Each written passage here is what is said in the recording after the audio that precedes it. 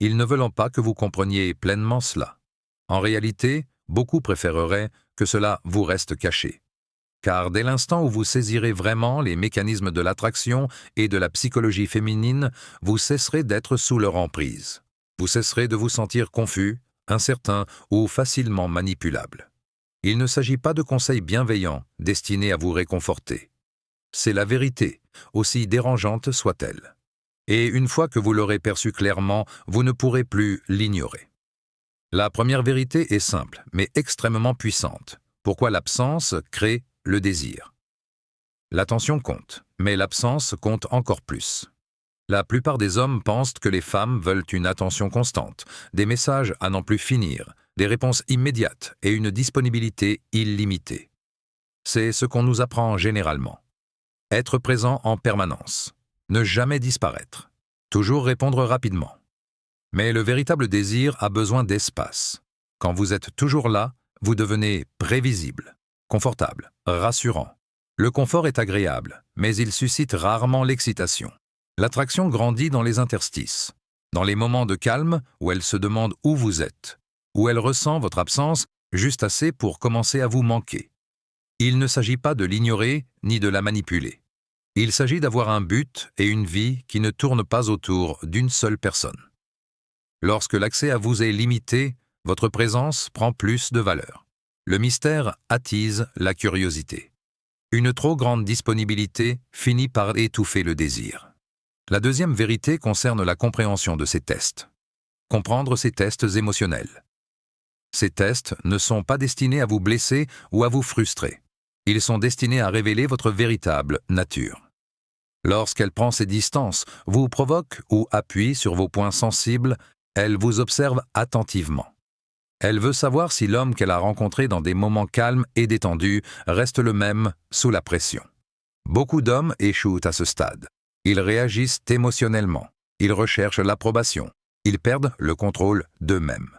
Toutes ces réactions envoient dans le même message. Une faiblesse émotionnelle. Mais l'homme qui reste calme réussit le test discrètement. Il ne discute pas. Il ne panique pas. Il ne le prend pas personnellement. Il reste simplement imperturbable. Cette imperturbabilité crée quelque chose de plus profond que l'attirance. Cela instaure le respect. Elle commence à comprendre qu'elle ne peut pas le manipuler. Et cette prise de conscience fait de lui quelqu'un en qui elle peut avoir confiance. La troisième vérité est la suivante. Le pouvoir des limites et du refus. Elle désire un homme capable de dire non. Contrairement à ce que beaucoup pensent, les femmes ne veulent pas d'un homme qui approuve tout ce qu'elles disent.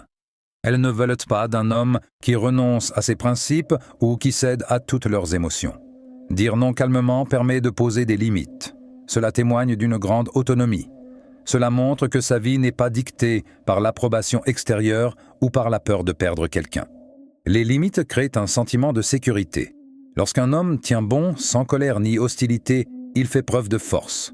Les hommes qui ne savent pas dire non finissent souvent par être mal vus.